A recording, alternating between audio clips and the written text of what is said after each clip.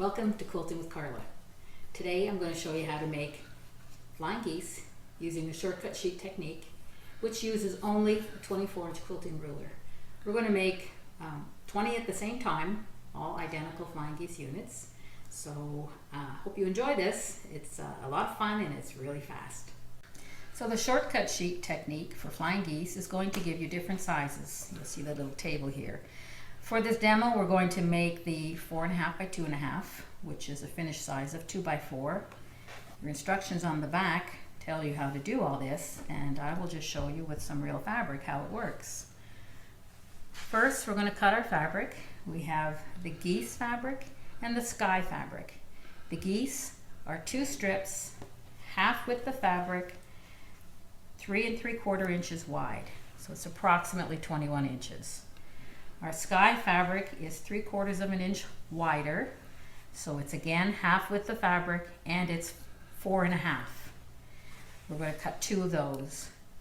We are finally going to cut 3 pieces of sky. These are half width of fabric by 3 inches wide.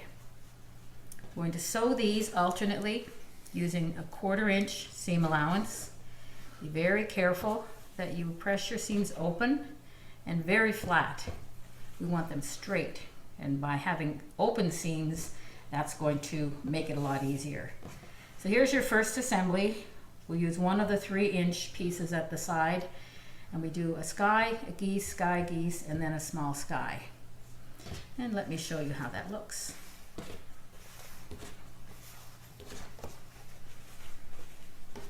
I've sewn these together.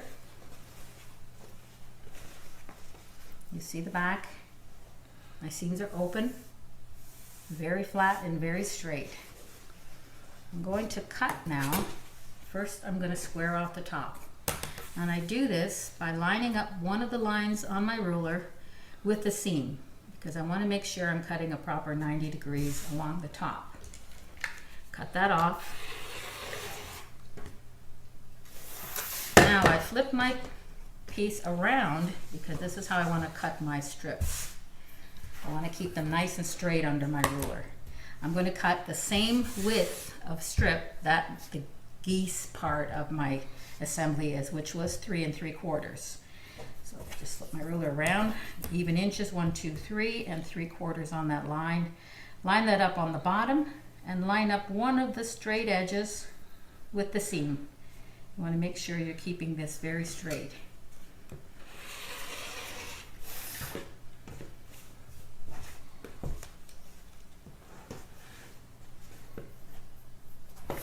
There's one. Going to get 5 out of this.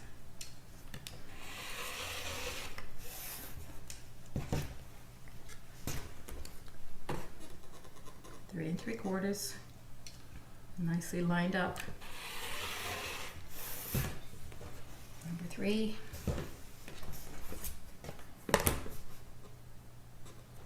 Three 3/4. Number 4.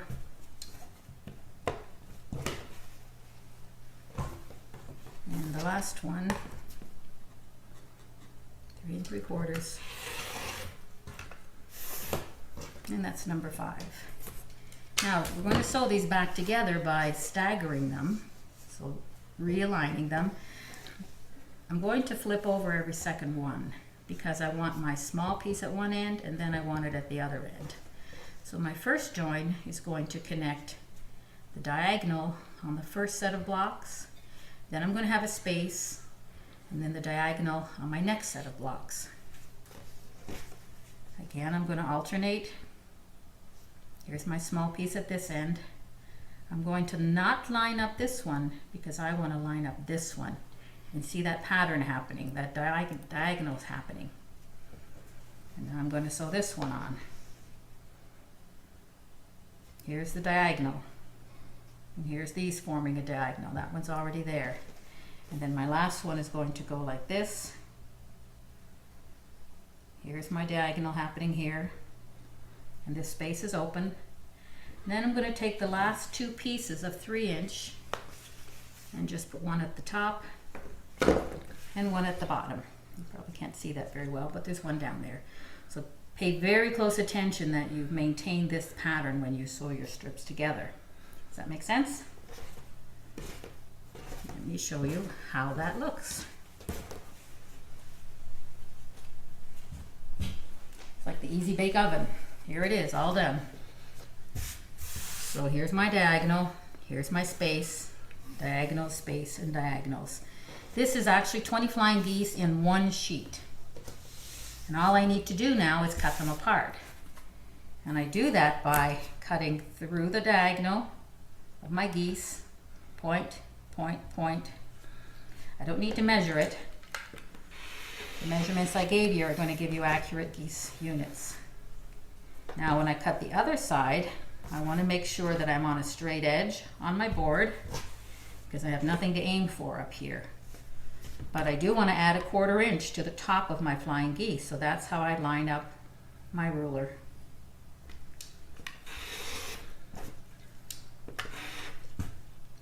And then my last cut, I'm using a smaller one just because it's handy, not because I need to. Again, I'm lined up on a grid so that I'm straight, and then a vertical right in the V between those two flying geese units, and a vertical right from that point. So my grid on my cutting mat helps me maintain that accurate 90 degrees when I cut up. So from the point, straight up. So now you see we have 2 flying geese units. They don't require squaring up, they don't require pressing. And I'm going to cut up some more. Pretty easy, isn't it? Now, this time, because I have space between, that's because this is a flying geese unit and so is this one. So I need a little bit of that 1/4 inch on top of both sides, and that's why we have the extra space in here. So I'm lining this up with my 1/4 inch on the top and slicing.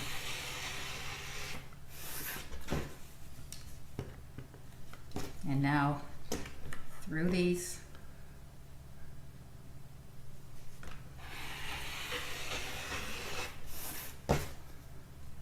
and the top,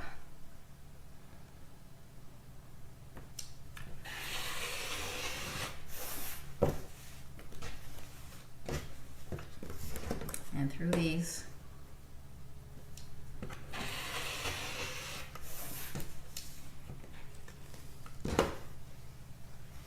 and then in between again.